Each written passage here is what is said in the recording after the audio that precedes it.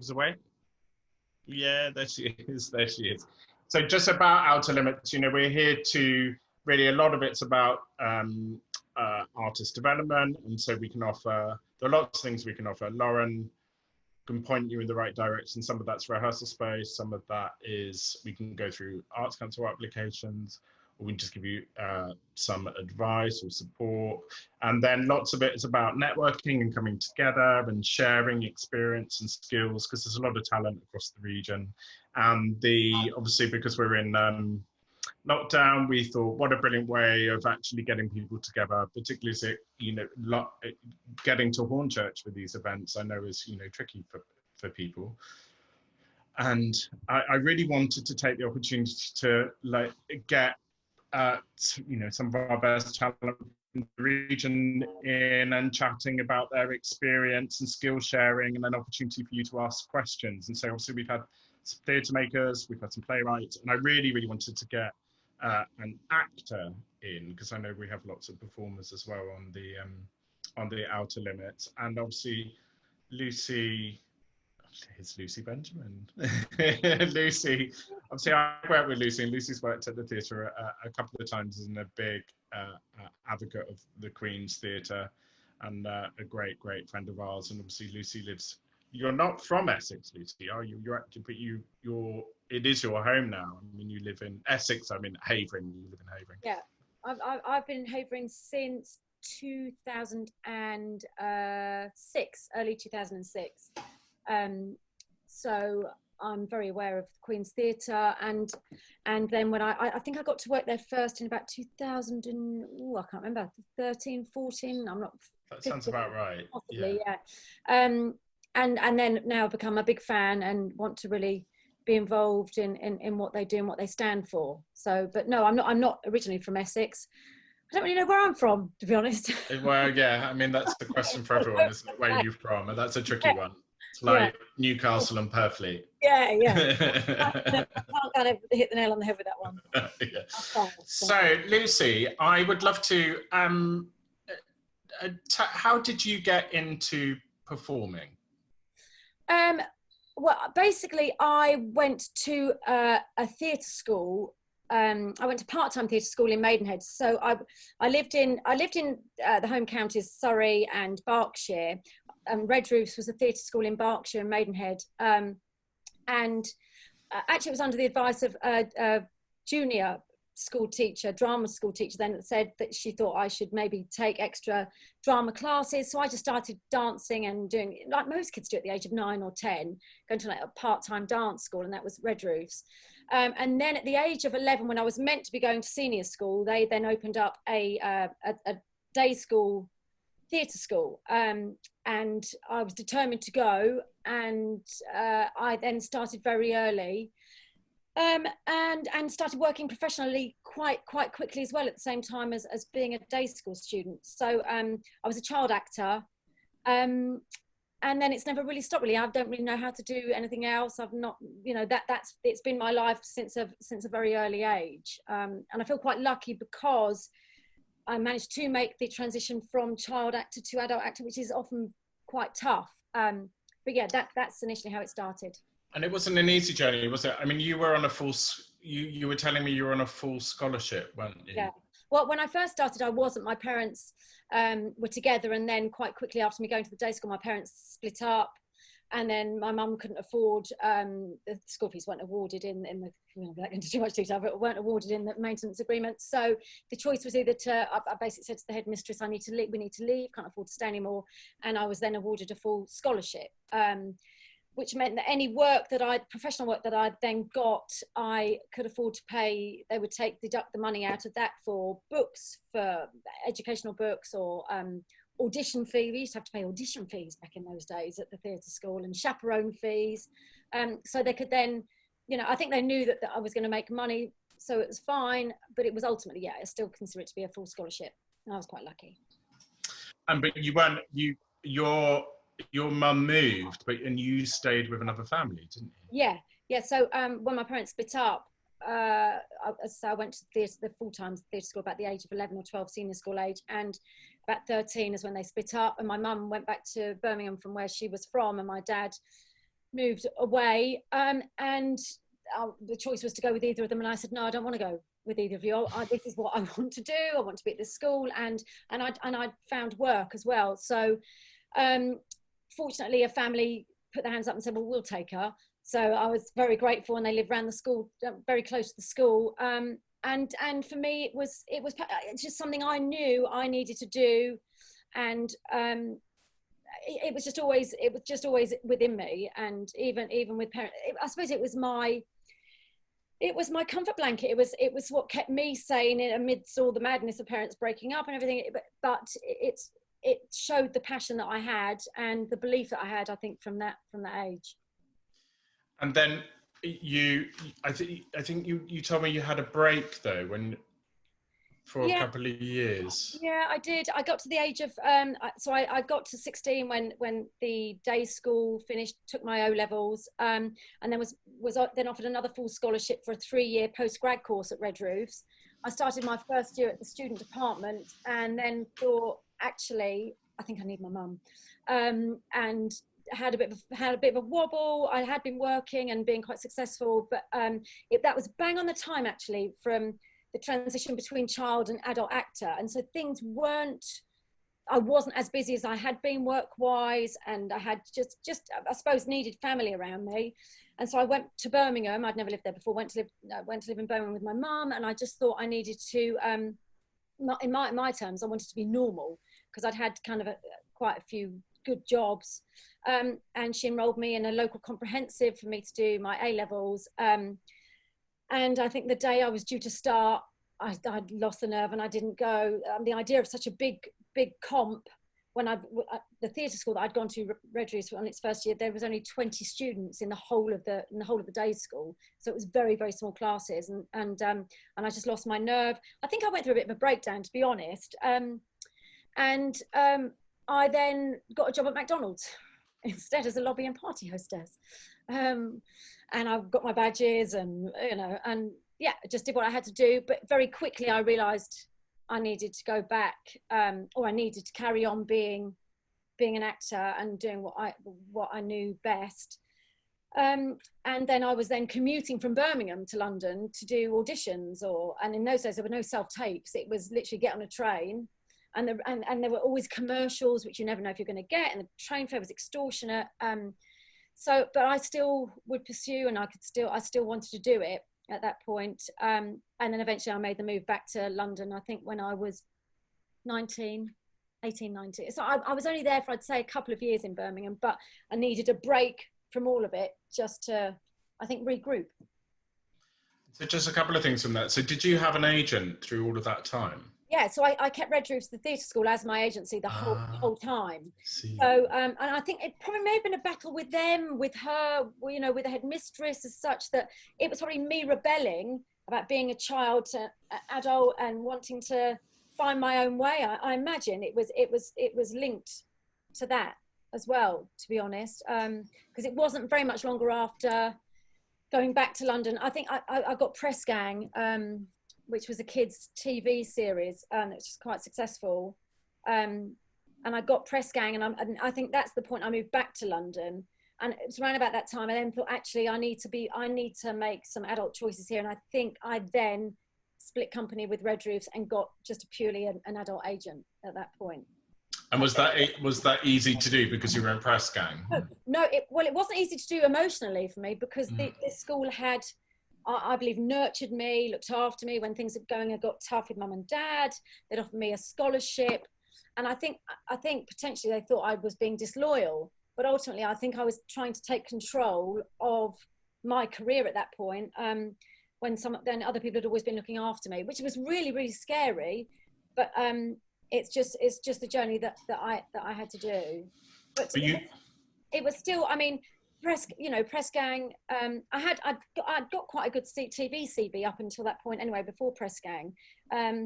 But Press Gang allowed me to pursue going for an adult agent at that point. I think I actually went with Dexter Fletcher's mum, who was an agent at that time. So his mum was Fletcher and Boyce. They got an agency in North London. So it was through my connections at Press Gang that I'm working with other kids, all talking to each other. And I just thought, okay, it's my time to make the break. It's interesting that you didn't you didn't go back to Red Roofs and do the continuing training? No, well, it's very difficult. I suppose once you've been working professionally, Yeah, and been quite successful at that, it's difficult then to keep.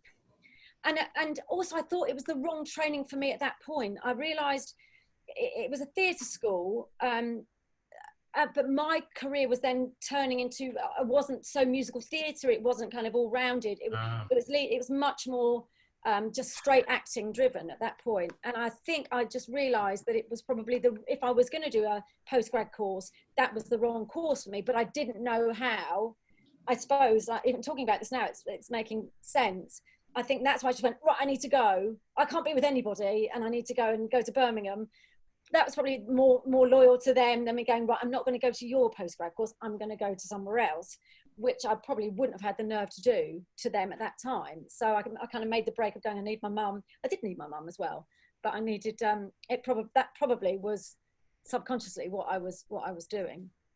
Did you ever think about RADA or Lambda or? I never thought I was good enough. I never thought I was good enough I never thought I was, because I'd just been tap dancing and singing, and it'd all been lightweight, and it had never been put in front of me that maybe I should consider something like that, even though most of my jobs, even as a child, had been just your straight acting. I'd done a couple of musicals, and I'd always thought I was going to end up being a dancer. I suppose so. It was. Maybe it wasn't in my head either that's what I was, that's really ultimately what I was going to be. I probably thought I was still going to end up singing and dancing. So, it never, and nobody ever said to me, that's maybe where you should look at. And I kind of regret that in hindsight.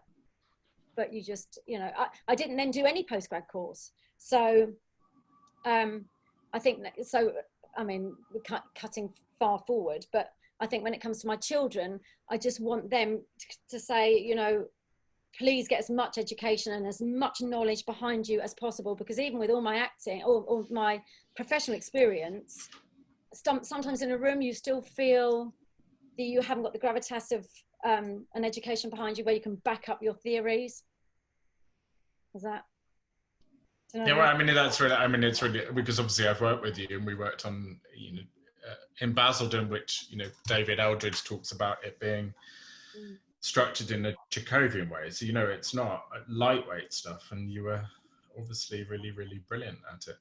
But what's interesting is, but that working with you in that process, you were teaching me, that terminology even. I was thinking, oh my goodness, I'm not as well read as that. I don't know this, I don't know, I panic, and I just sit there with my book, and I come to the rehearsal room knowing my lines, instinctively knowing how I'd like to play something. Often you'll say to me, why? And I think, oh, I don't know why. I just don't know why. I don't know why. Because then I go into panic, and then I don't want to come again tomorrow. I'm not coming tomorrow because you challenged me. So it's, and so the fear never goes away. There's always fear involved, but I think that's what drives a lot of people. And just go back to, press gang and that early TV stuff. What was the first theatre thing that you did? Theatre was the very first professional job I ever got. It was in a West End show called Bernardo with James Smiley and Fiona Fullerton. It was a musical about, obviously, the kids at Bernardo's. And it closed after 3 weeks. And I think I got to do there were 3 teams of children. I got to do 3 performances. And I was honestly hooked from that point. So most of my early stuff was musical theatre I got as a child. But then you say the kind of possible regret of not the training at RADA or Lambda. Do you feel that every project we do, we learn something new, don't we? But do you feel that you trained as you went along in your career? Categorically, yeah. I feel that I suppose we could talk to somebody that's had their full rounded training, and they could say, you never stop learning. On every job you'll learn something new. But I it's probably just more me and the insecurity of feeling I want to walk onto any job and feel forewarned and forearmed, and I often don't feel that, and and I feel like I'm winging it sometimes, but as I say, I think you'll speak to any actor that's gone through lots of training and they'll feel that they're a fraud when they walk onto a set. So I don't know what's right, I don't know what's wrong. I suppose we all come at it from a different place. Well, tell me about what have been the highlights for you so far? There's been a few. I've had some. I think some of the early stuff I did as a kid, I loved, just in terms of the memories it's given me. You know, I did a lot of stuff for the BBC when I was a kid. I did Beau Geste with some big actors, and Kingdom with Stephen Fry and Richard Bryars, and so lovely jobs. Hairspray that I adored doing, with Mark Benton on tour, which I didn't do. That was 2013, but I'm kind of skipping all over the place. You've got Press Gang in EastEnders, different jobs for different reasons, and the memories it created. But also for what I mean, something like Hairspray. I had 2 kids and I was on tour, so I love that experience for the fact that we got through it as a family unit for 9 months, with me being on the road, taking my 18-month-old with me and my mum, and leaving my husband at home with my 3-4-year-old at the time, and just, so I love that in terms of of how we made that work. So yeah, it's you could say the obvious jobs, your EastEnders, it's great because it really put me on the map. I loved Press Gang because it was so credible, and I don't know, but different. Oh, and Detectorists is probably my biggest thing about being the coolest job in terms of TV that I've done since EastEnders. So I kind of love saying, having that on my CV. What's the difference between the two, the theatre and TV? Well, the obvious one is just that, that you're live theatre. However, when I first started out, I was doing sitcoms back in the day. So, that you had the live studio audience, which was actually, that was really scary. But I think because I started as a child, there's that kind of lack of fear. And I remember just seeing Angharad Rees and Paul Nicholas, who I did this sitcom with called Close to Home, and I played their daughter. And I remember now just seeing the fear in the adults' eyes, and me not having that fear at that age. I think I was 21, 22, just didn't care. But now being able to relate to that fear now as a nearly 50-year-old, thinking, that's just, it's coming back at me in waves. But just a live audience aspect. I enjoy the buzz once a show, a play has kicked in and you're 3 minutes in. I love that, of hearing noise, just knowing someone's there and watching. I adore that. But I do quite like being able to go again in TV land, albeit with EastEnders there's not many. There's not many going again, is there? No. So I kind of like I really like what I liked about EastEnders, which is different to lots of other TV jobs, is how instinctive it is, and how much you are running on your feet. I mean, you're literally just thinking on your feet, and you'll get a quick rehearsal in front of the cameras. You're kind of told where to go. You can shift it a bit yourself, but it's an instinctive performance that you've got to swallow that. When you watch that back, you go, well, maybe that wasn't quite the right choice. But I like that kind of work, which is kind of almost a mix. But see, with theatre, what I don't like at theatre at first is that going into a room and feeling out of my depth. In the I don't like a rehearsal process so much, because I'm very used to not having rehearsal and being instinctive, and I don't like being challenged and being made to feel that. And I know it's not. I know that's not what it is, but it's my thought process when I'm in a rehearsal room of a theatre job, and I just feel like you're put on the spot, and I often feel like you're made to feel stupid. Sorry, Doug. I'm not pointing fingers at you. That is just. I mean, it's interesting. Is the imposter syndrome, and we all have it as well. I mean, you were never stupid. I suppose it's that thing about creating a space that everyone feels comfortable, I suppose, and not worry about that. But the what would you say I mean, because you've told me, particularly going back to Eastenders recently, I mean, it might be good for people to hear just how it's really hard, that process, isn't it? Because the scripts, you don't get very much time with the scripts, do you? No, you don't. No, you don't. For example, there was a big, when I was back just last, I was involved in there was a character called Melanie, and I was involved in her death, and I had the script 3 weeks before we were due to film it. So I'm in my dressing room on a downtime in between scenes, and I'm starting to learn these big monologues that I've been given. And then I have a break, and I go to the green room area, and the director comes into me and said, "Oh, I want to introduce myself to you. We're filming in 3 weeks' time. I'm doing this block of Melanie's death and the funeral." I said, "Okay, great." And he said, "Just so you know, you've got scripts for that episode." I said, "For those episodes?" I said, "Yeah." And he said, "They're all being cut. Forget it. Basically, you're going to get new ones in a couple of weeks' time. And literally, we're filming in 3 weeks' time. They're all being rewritten." And I said, "Well, will it be the same sort of thing with me standing up and giving a monologue?" And he went, "Oh, yeah. But it's all just being rewritten." I went, when do I get to learn that?" But they just expect you to. You just have to learn to. And funny enough, you do learn. It is like dancing. It's a muscle. You just get really quick and very easy. And I suppose you get used to a character and about the way they speak and how they would think. And so the learning does become a lot easier. So things are quite last minute because they film so many episodes a week, really. What do you think are there differences in the technique between theatre and television?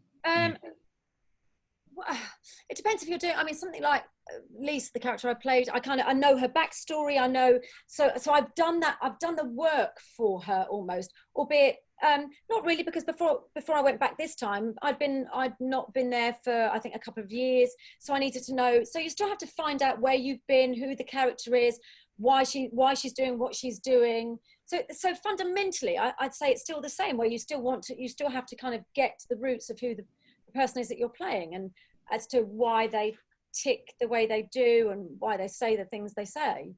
So fundamentally, I think you ultimately still have to do the same sort of homework. And what about the relationship with the camera? Are you very aware of that, or is it because it's interesting you talk about theatre and you spoke about 3 minutes in and then you hear something in the audience and and you're aware and you like that they're there. Yeah. Is that how is it with the camera and the crew around? Is it really difficult? I mean, you don't. No, you just don't see. You just don't. They're zoned out, really. If there's the only way I can kind of say it or explain it is that. But I suppose you're zoned out emotionally, but technically you are kind of aware, I suppose, that sometimes you're meant to be picking up a glass as that tear was falling down the left eye. You were meant to have been drinking a sip from the right hand as you're, so it's so I suppose you emotionally you're zoned out, but I suppose there's still a technical side of things where you have to be aware that you haven't quite hit your mark of something. It's a strange I hadn't really thought about it, but you are, there's one eye on one thing or one brain and heart on one thing and an eye on something else. So it sounds like there's a precision in the television that probably doesn't exist so much in the theatre. Because you've got to hit marks, and there's always the continuity nightmare, so the continuity issues that you're always going to have when they've done a master shot, and they'll run with that and they say, okay, we're going to use that master shot, but you must know when we're coming for the close-up, you had a drink in your hand on that line, and you'll just think, oh, I didn't know I did that, so then when it comes in from mid to close shot, you've got to place that in your head, so it becomes less organic, it becomes less instinctive. It's much more of a thought process, thought about the action that you're doing, and then still trying to make it look natural at the same time. Which one do you enjoy the most, theatre or TV? Don't know. Honestly, I can't call it. Good. No. Some TV jobs I hate and I had a horrible time. Some theatre jobs I've not liked very much. But but I've had brilliant times on both. So I honestly couldn't call it. Okay. If you were looking back at your younger self, what would you tell your younger self about the career? That things that you would have liked to have known.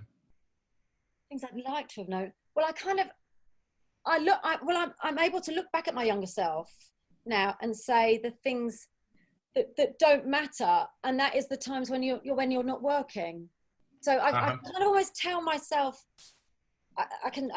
so I would have told myself then, it doesn't matter when it's quiet. It doesn't matter when you're not getting the meetings, because it's part of the whole process and part of the whole job.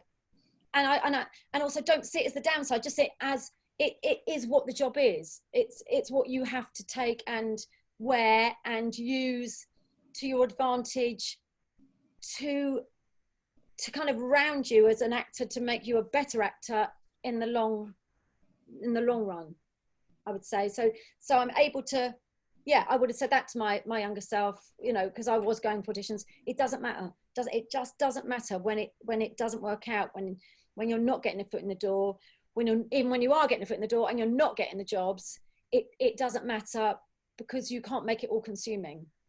You have to put that to bed, and you have to embrace those times. And then it would be really great because you mentioned earlier on that one project was really special because you managed to balance your work career and your home life. How has that been I can't remember how old your children are. How old are you? Bessie is 13 and Rosie's just 9. And so how has that been, being a mother and also having the career and balancing? There's been tough times when I've had to turn stuff down, and that pisses you off, but you've got to kind of understand that, I could have made the choice and gone, okay, kids, I will try and get you sorted out. But ultimately, it was I wanted to be a mum at home, as well as, I'm lucky enough to have had some good jobs in my life. And I see that as another job I'm meant to do well. But there are times when I've been upset about having to turn things down. But you have to talk yourself. You have not talk yourself, but you have to realise why you made that choice about turning it down. And now, but what I like now is that they're getting older, that I can accept more things. And I've got 2 girls, and I like them seeing. I'm lucky enough that my husband's got a good job. He's got a normal job, a proper job as such. So that helps. But I like them to see mum going to work, and I think that they haven't really they've experienced it a bit of me working, but it's not. I want them to really see me back at work properly, and understand that that's what we do. We have to go to work. We were talking earlier on. We were talking about a particular actor and how that person was struggling to get work, and that they were being pigeonholed around accent and class. Is that something you ever felt, that you got pigeonholed? I think it's just the easiest job for casting people to do, is just to pigeonhole. It just makes their life a lot easier, just to go, you play that.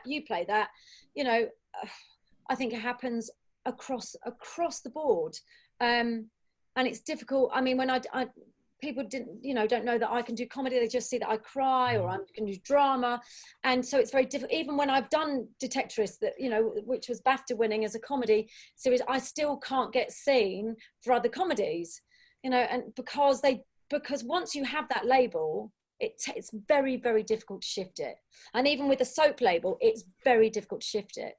Very, very difficult. But then I say, well, I equally have had a great time with that, so you can't really harp on about it, and just turn it to good use, and see that I've had an all right time, and I've had a degree of a career, but we all want more, and I'd still like to be known for more comedy of it. But I don't, I suppose I don't know whether I don't do enough pushing myself, or whether you can break those barriers. What's the relationship with the agent in terms of that, about wanting to do different types of projects? Is that something you can, I just as endlessly I hear about actors who feel pigeonholed and have that struggle, or don't feel they have the agency to talk to their agents about career, you know, choices in their career that they would like to pursue. I think an actor and an agent's relationship is always a really tricky one. I mean, I really admire people that just say, you work, they work for you. You tell them, and I'm you know, that is the relationship ultimately. But I like to be able to go to an agent and just say, so you know what the deal is, you know what I can do, you know I'm good at this, but often I don't know whether they get told, whether, you know, because they have then the relationship with the casting people and then say, well, we're not seeing them for that because we don't see them as that. And as much as an agent can say till they're blue in the face, the casting director will say, well, no, I don't see that. And so then I don't know whether the agent then starts to say, no, well, no, I don't see you as it's something I try not to lose sleep over at night. I mean, it's funny because when I first got Eastenders the very first time around, which was 1998, I remember saying to my agent at that time, I tell you, get me on audition for Eastenders and I will get it. And I think it was one thing I focused him on and made him understand. So I think, I don't know whether it's kind of know your niche, know what you're good at, but then you're pigeonholing yourself then equally. And also, because you sing as well. I mean, you're a singer and a dancer. Oh, well. You won a singing competition, a national, what was it that you won? Celebrity X Factor. Celebrity X Factor. Yeah, but I did it as a kid, but then, you know, I know that I've been for musical theatre auditions and I see the most amazing West End Wendy's do it, and I think I shouldn't be here. There are people, you know, that are much better, and so, you know, there is something to be said about knowing your niche. But I also know, you know, if someone got hold of me, I'll be able to do it. But it's just about getting the audition in the first place. I'm not very good at that anymore with musical theatre. I'm going to open up to everyone so I think the best thing to do is, so we've got about 25 minutes of questions. I think it's small enough to be able to overlap each other, and we'll work out who's asking the question. Who would like to go first?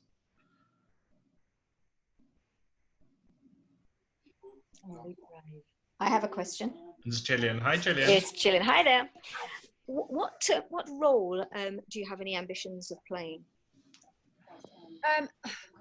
No, it's a musical theatre one actually. I would love to play Miss Hannigan in Annie. I think she's, because it's comedy, it's more character driven with the singing. I did Annie as a child in the West End, and I'd like to revisit the role as an adult. And I'd also love to have played Aunt Sally in Wurzel Gummidge. How funny. Yeah. Yeah. Don't know why. Yeah. But there's no, you know, it's nothing, Shakespeare that I'm, you know. I love it. It's a comedy kind of musical role. You need to do what you did with EastEnders and go to your agent and go, get me in for that. I know I'll get it. Yeah. But I do. Yeah. But I think I'd love to do that. I mean, it used to be Nancy and Oliver, but I'm way too old for that. But it is funny that I especially go, oh no, I can't sing anymore. Is actually the parts I really want to do are musical parts.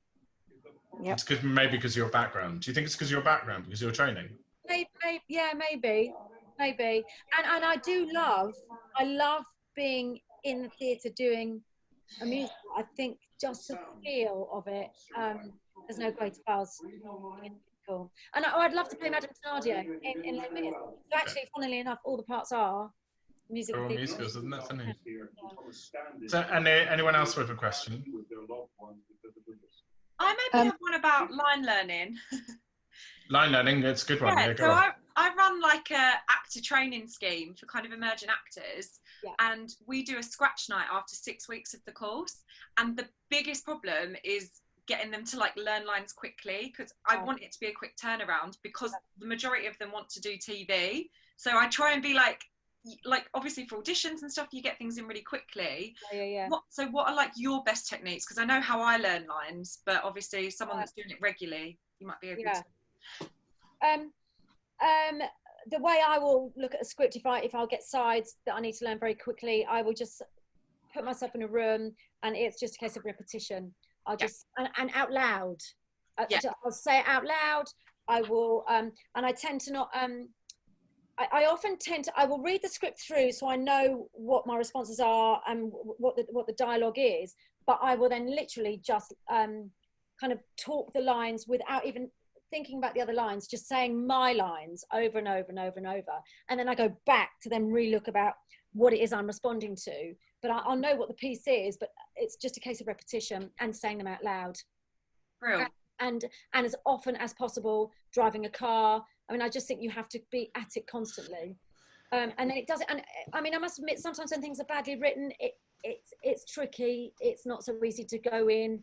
And often I will adapt or paraphrase slightly to make something I might rewrite slightly, you know, try and get away with it a bit. But I do remember, Lucy, I do remember you were in rehearsal, you were constantly going through your lines. Yeah. So you're very but I'd also been going over them 3 weeks before even coming into the rehearsal room. So, because there's nothing worse, I think, than not knowing what you're doing for a first night.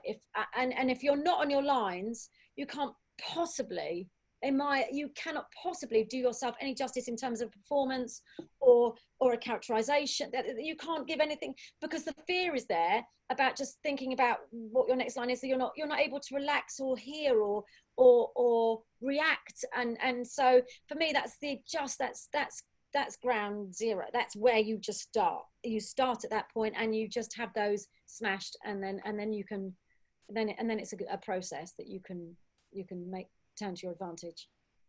Great. It's all about the work. It's all about the work, isn't it? Homework. Homework. Like homework, but ultimately it's the homework. Yeah. Any other questions? I wanted to ask Lucy, just in terms of a script, what actually excites you about a script that you just see for the first time? I mean, for me, because it's something like a Shakespeare script that would fill me with fear when I saw it for the first time, and I would just think I'm going to have to, even for learning lines, I would just think I need to even try and work out what this means. So what I love about a script is when it hits me for a modern day piece, for something like Eastenders, even if you'll get a script and it so resonates with real life and something you can completely believe in, that's either happened to yourself or has the ability to happen. There's nothing better than something that comes off the page at you, and you can learn it like that when it comes off the page, and that's just so very real, and that that everyone is going to be able to relate to. That really excites me, things like that, and high drama but real drama. Not your guns and your violence and your far-fetched. I love kitchen sink. I love emotional. I love relationship. I love to get in the nitty-gritty of relationships. I think, and when that's written well, there's nothing more thrilling. And it's interesting when you said, like, when it's written badly, it's really difficult to learn. I think that's really clear. And then if it's difficult to learn, it's going to be really difficult to play. So absolutely. It's about the fluidity. Is there any other questions? I have a question. Hi, Pippa. Hello there. Hi, thanks, Lucy. So what tips have you got for TV auditions? Because I've done a lot of theatre, but I've not cracked the whole TV audition thing yet, to be honest. So I'm really curious as to what you find helps you and what you think is helpful in the room when you're doing it. You're probably going to be surprised by this, but I don't have many TV auditions anymore, really. I mean, it's mostly self-tapes, from what I can gather. I probably had 6 of those in the whole of my career and never got one of them. So I'm probably the worst person to ask. But back in the day when I did used to have, something like EastEnders, it's difficult to get in the room now. So be careful what you wish for in terms of being on a soap. People don't want to, so it's your agent's job to even get you in the room. And as I say, it's harder and harder to have a face-to-face meeting anymore, I think, with TV. And I think it's about, it would just be, for me, if you have the luxury of having a script before an audition, as much as you can get it off a page, I think is probably to the best of your advantage.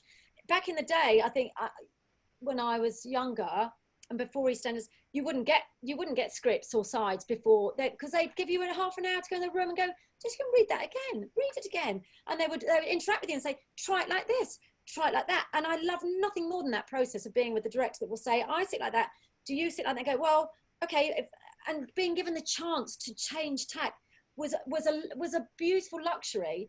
You don't even have that anymore. So I mean, I'm not, you know, I don't get my self-tapes when I send them in, because, you know, they don't give actors the chance now to say, actually, I can, if you don't see that as that, that's fine. I could have done it a different way. We're not told which way a director sees it or how they perceive it to be. You're just, you know, you have to do it on your own instinct, and it might be the wrong instinct, but it doesn't mean you can't do it. So I you know, if ever it's, my only tip would ever be now, just get it learned. I think that's the only thing for self-tapes, walking in a room, and then face to face, you just say, I would say to them, if they say, okay, thanks very much, see you later, just say, is there anything else I could have done? Would you like me to read it again in a different way? That's if ever you get the chance of being in a room with somebody, which is very, very rare now, unless it's a theatre job. Thank you very much. You're welcome. I think I mean, I'm not in television at all, but you obviously we're using self-tapes more and more and more, particularly in lockdown. I would just say, as a director watching a lot of self-tapes now, is just be as honest. I mean, I think Lucy's absolutely right. Know the text inside out. Be really, really comfortable with it so that you can really own it. Just make sure that everything you're doing is absolutely honest. Mm. You know, is the most honest way that you can communicate that piece of scene. And I think I mean, it must be awful looking back. I would never be able to look back on self-tapes I've made myself, but you do look at it and be really, really frank, and probably do show it to other people and go, is that honest? Because I think what we're looking for is, we're really looking for honesty in performance, you know. But don't you think there's a danger though, Doug? I mean, isn't there a danger of overlooking at something, and then often the first take was the best take, and that was the most honest? That's my fear of involving lots of people in things sometimes. That, I mean, I don't know, unless you're with lots of creatives that can go to you, actually, I'd do this or I'd do that. Even that's a challenge, to show it to somebody and then have them go, not sure about that. And then I suppose probably someone have to be someone who you really trust, wouldn't it? Yeah, but do you, Lucy, do you know when you've done the best take? I like to think I do. I know when it's a wrong. I know when it's a wrong take. Well, there you are. I think that's the best piece of advice, isn't it? I think for self tapes, if you know it's the wrong, because you talk about instinct quite a lot. Yeah. And so if you know it's the wrong one, then do another one. Yeah. Great. Any other questions? Yeah, I've got one. Hi, Janine. Sorry, mate, my connection isn't great now. I'm on the iPhone at the minute. But Lucy, for showreel purposes, do you think that your most known performance should be first for your showreel? For example, I did something a while ago, and then I did Vera just a couple of months ago, etc., etc. So, you know, should you put your first bit, your most well-known piece first? As opposed to your best, as opposed to something that's, as opposed to your best performance, or as a, I know what you're saying, because often they'll go, oh, she's so therefore, it's a tough one. I know it is a tough one, and I know, and you might not be able to answer it, but yes, for example, Vera is massive. I did series 10, just one little small episode, great, and that was with Brenda, with Kenny. It was lovely. It might not be my best work. I probably think it is, but you know, I don't know. But you know, do you put that first sort of thing, because that's in everyone's mind first? And I mean, that's what I've done. I put that first sort of thing. And I think that's right, but I just wanted your opinion on that. Well, I think from what you're saying, I think you're saying that it was, not only was it most high profile, but it's also been your best. So I would definitely put that first anyway. But it is, you know, I mean, you can't, that's the problem, is we can never second guess, can we? And we're kind of a bit stuck with it. You can't second guess. You know, I know I'm sure there's things that I'd like to put in, and people go, what is that from? And I go, oh, I loved being in that, and I thought I was really good in that. And people go, but what was it? So I don't know. I mean, I don't know whether Doug's the best person to ask about that, really. I mean, as a director, would you look at something and say, oh, because I think they'll go, oh yeah, she's been in Vera, so therefore she must. Oh yeah, definitely. This, you know. I would put the high profile stuff first. And also, I don't think we, to be honest, looking at show reels, I don't think we look at them long. No. I think, you know. No, mine's not really cool. But I'm talking about, I'm talking about seconds. If you're not grabbed. Oh, really? Oh yeah. Oh, wow. So if you're not grabbed right at the beginning. Right, okay. And then you would stay. I would definitely put your high profile one, and then probably and something you think you're really brilliant in. I mean, my first bit is Vera, with obviously Brenda and Kenny, like I said, and the second one that I did was with Joanne Froggatt, but that's 10 years ago. Do you know what I mean? It's still a lovely piece, but it's like, oh, you know, what will I put first? Yeah, I think if it doesn't look like you as well. Yeah. If it is years ago, I wouldn't put it on. No. You wouldn't put that on? No. Really? Yeah. I mean, it does look like me, but I'm 10 years younger. Do you know what I mean? Christ on a bike. I'm 38 now, and I was probably, like I say, 28 or whatever. But it does look like me. But obviously, Joanne Froggatt is massive, sort of thing. So that's a nice sort of. I don't know. I'll just work with Joanne Froggatt, so she must be amazing. You know, whether you think that or not, that's up to you. Not if it was 10 years ago. I think no. The most recent stuff is the best. Yeah, and I think I think probably the maximum. You know, we're getting the average is probably about 15 seconds of watching something. Right. Okay. So it just we all know that you know, attention spans on adverts and anything. You want to just grab if you've got. I've got 200. I mean, I'd watch much more of them, but if you've got 200 show reels, you're not going to be spending the whole time watching the whole. So just make sure it's all about. Yeah, nice. Other questions? Thank you. Yeah, I've got one. Who's that? Heather. Yeah, hi. Sorry, Mike. Heather, how are you? It's lovely to have you here, Heather. One of our change makers. Hiya. So I just wanted to know, like, when you're kind of between jobs, Lucy, do you do anything to sort of stay active in kind of like keeping yourself up to date with the industry, or going to workshops, or do you just sort of do like chill out until the next job comes along? I was saying to Doug, you know, and I do often reprimand myself about that, thinking I should be doing this, maybe I should be, do you know, my biggest thing is I think I should be going for singing lessons, and so I do feel there's really no harm in just, because it's all a mindset as well. I really believe you have to, even in the down times when you're not working, you have to still believe and remember and wear that you are an actor, because and I think if that keeps you in that frame of mind, then fill your boots. You know, with having 2 younger kids, I don't have as much time, and I embrace family life when I'm not working, so I don't get the ump as such about not being employed. But I do, you know, there's nothing wrong, and there's everything right about going for courses and doing classes, but I don't do them very often, I have to say. I read a lot now.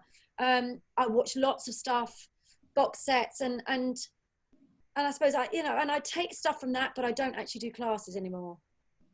No. But did you earlier when you were younger? Yeah, I did. I was always traipsing up to town, singing lessons, dancing classes, not so much acting classes, but I would, it was more the dancing and the singing I would try and do and still keep on top of. And that's probably why now I still feel that I haven't got a right to maybe, or I shouldn't, as much as I want to do musical theatre. And, you know, and I'm my own worst enemy. You know, you've asked me a question, what job would I like to do? They're all musical theatre jobs. Why am I not getting off my backside and going and having singing lessons? So I feel like I can walk in a room and I have every right to be there and could be as good as the next person. Well, you know, we're our own worst enemy at times. Yeah, we certainly are. And trying to overcome that. But it sounds like, you know, you do that really, really well. yeah, I mean, I just, because I try not to let it all consume me when I'm not working and eat me up alive. And I think so mentally, I kind of my way to deal with it is by going, you know, I have other stuff going on in my life, and that's fine, and I have to put as much effort into that equally. It's not just all about acting all of the time. I don't want it to consume my every waking moment, because I feel sometimes when I was younger it was like that, and it's quite destructive. You know, it can be destructive, and I think you have to get on with your life. You have to, and you really, and I think you walk into an audition room often more when you have got on with your life. You don't look like you're desperate and you need that job, and you're and there's something you can bring, you know, a breath of fresh air to the table as such. You can always tell an actor when they're just all consumed and need to have it, and I need that job, and I just think you have to sometimes just go like that to it, you know, away for a bit, leave me alone. Yeah. And I mean, I know Pippa's just about 100%. You have to have a life, and I think, you know, you have to nourish yourself to be a good artist, don't you? Completely. You have to. Yeah. You have to come as a fully rounded, grown-up adult with something to the table, and so I've lived that experience. I've had that life.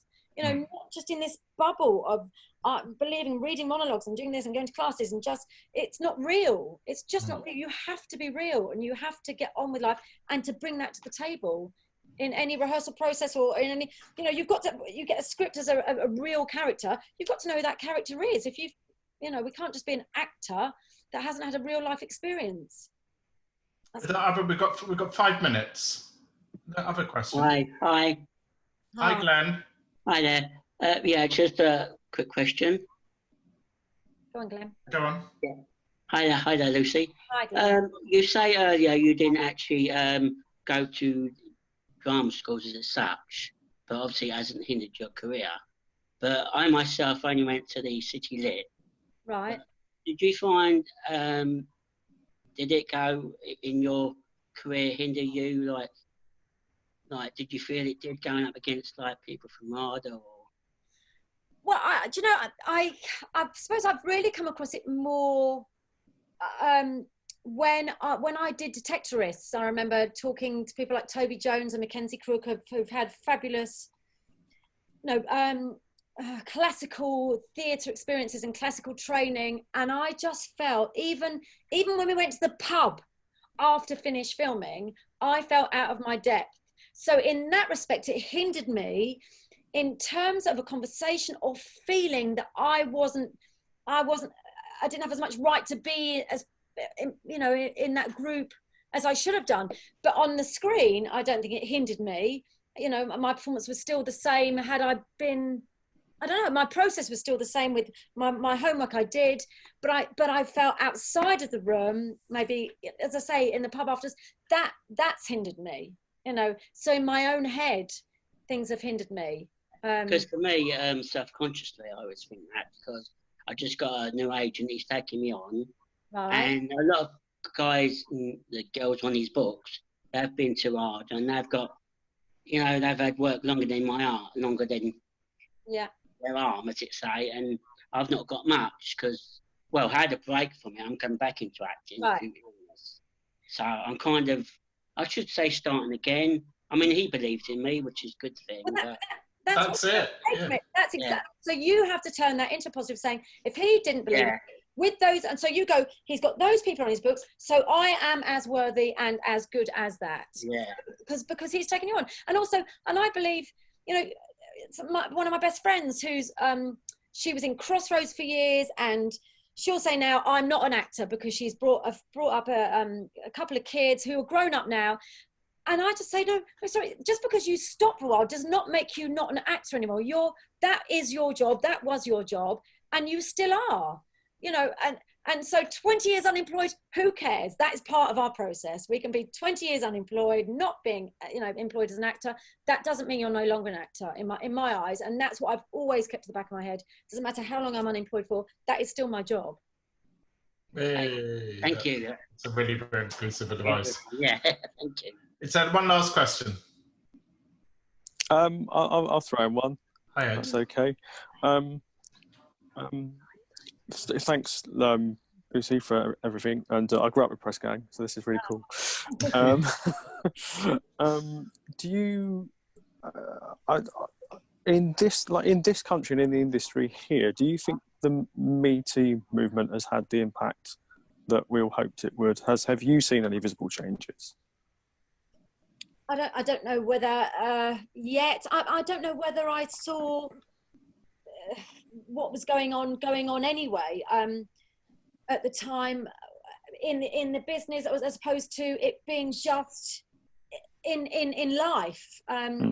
So I think what's changing is that people are having to be much more thoughtful and aware of how they behave on lots of levels now. We're just having to be more respectful of one another and know someone's worth in the marketplace, really. So I can't really, I mean, I've not really experienced it firsthand, but I just experienced a world where there's prejudices and you know, misogyny and hopefully now I'm just hoping that's, I think everyone appears to be much more mindful now in a workplace. There are much more rules and regulations, so I think you know, everything's changing for the better. Great, thank you. I'd love to just very quickly before we finish just have a couple of things that people will take away. I'd love to just hear some of the takeaways that you have got from the session, things that will stay with you, because they're just useful. I'd like to say Claire. As a new mum, second time round, I've just had my second 5 months ago. I'm finding it very hard to kind of get back into everything, and for people, especially my agent, to give her confidence that I'm not just going to go, one of them's ill and I can't come to, you know, like, especially because she doesn't have a family, so that's quite difficult to kind of get the confidence. So basically I just want to say it's really lovely hearing you say that you did a job with an 18-month-old and you said 3 or 4-year-old. It's really lovely to hear that is possible, and that, you know, you can have a life. I didn't want to put that on hold. I didn't want to not have children, but I still want to be an actor. And so that's really inspirational. It gives me a lot of hope that, because I am still working, I'm still making my own stuff, and I'm still, you know, I've still got my agent, but I'm TMI, but I'm still breastfeeding. So it is very difficult to kind of go on a shoot and, you know, bring your baby with you, because not everyone wants that. So it's, yeah, thank you to show that it's a possibility to have ovaries, use them, and still be an actor. I mean, I just want to say, Claire, I remember that so well, that whole time, and that the battle that's going on in your head about it, because you want to go, I'm here, I'm coming back, and I'm in it. But you know what? You also have to give yourself a break about it as well, and just, you're, like I said, on another level, you are still an actor, even if you don't do anything for 3, 4, 5 years, it doesn't matter. And the great thing is now you've got the 2 kids, and your life will be full anyway. You know, and that's that's vitally important. And agents often don't understand that kind of thing. And you and your children and your family is way more important. And it might, you know, hopefully you will get a job where it works. But it'll be a military operation if you go on tour and it's an 18-month-old and whatever. But do not give yourself a hard time if things don't, you know, if you don't get a job for ages. It just doesn't matter. And as long as I think. Thing with the agent is, as long as you say to them, I am still willing, you know, you might have got a job anyway, even without the kids. That's what I want to say. But they make it, there's this guilt that's put on you about, you know, oh, we can't pick that because, you know, you're breastfeeding, they won't, and it's just rubbish, and it doesn't help you. But it doesn't matter if you don't work. You are still an actor. That's your job. That's having kids at the moment, and you're doing that as well. That's the ups. There's no downside in it, in my eyes. Not working, but you're having a great time with the children. That's how I would place it in my head. Thank you. Any other takeaways from the session? It'd be really great. I think probably just to live my life a little bit. A lot of the time I get so tunnel vision about drama school and wanting to learn, and which is great, and I love learning, but I think you've just shed a lot of light on just living. Oh. Sometimes just that you you take for granted like your family and stuff, and not actually using that time to grow as a person. So thank you. That's all right. And but you keep the faith, and you know that that's what for sure. That's what you want to do. But you know, if things aren't working out, that doesn't matter. That doesn't mean you're afraid that you shouldn't therefore continue or have the right to call yourself an actor. You still pursue it, but you have equally a life, and that will make you an even better actor. Keep the faith. That seems to be the phrase. It's a one last takeaway. Anyone else? Yeah, Andrea. Can you? Yeah, you are. Hi, hi everyone. Hi. Yeah, thank you very much for what you were saying about condescending people and trudging through, because there was an actor I used to know. He was going around telling people because I get nervous that I shouldn't be in the industry, as well as putting me down to other people. So that's really helped me just to push it to the side and carry on as I was. Yeah. You can't afford to let other people get inside your brain, you know, and they're all very good at that, and will use an excuse. Oh, they said this, so I can't. And you can't. You have to be able to shut things down sometimes in your head and get through it. I mean, it's a real survival thing, this, and it's a lot of talking to yourself about, and trying to shut out a lot of the negative voices. Tough, but persevere, and keep the faith, and know that that's what you want to do. Great, thank you. Great, thank you so much to everyone. I can't tell you how much of a balm it is in these times to spend these precious, the hour once a week with you all. Thank you very much for giving up your time and coming this evening. And big thank you for our superstar, Lucy Benjamin. Thank you. For giving up your time. Thank you very much. Thank you very much. I was singing the sound of my own voice, I tell you. Much love to you all. Stay safe. Thanks so much, Thanks, guys. Lucy. Bye. Bye. Bye as well. Bye. Bye-bye. Bye-bye.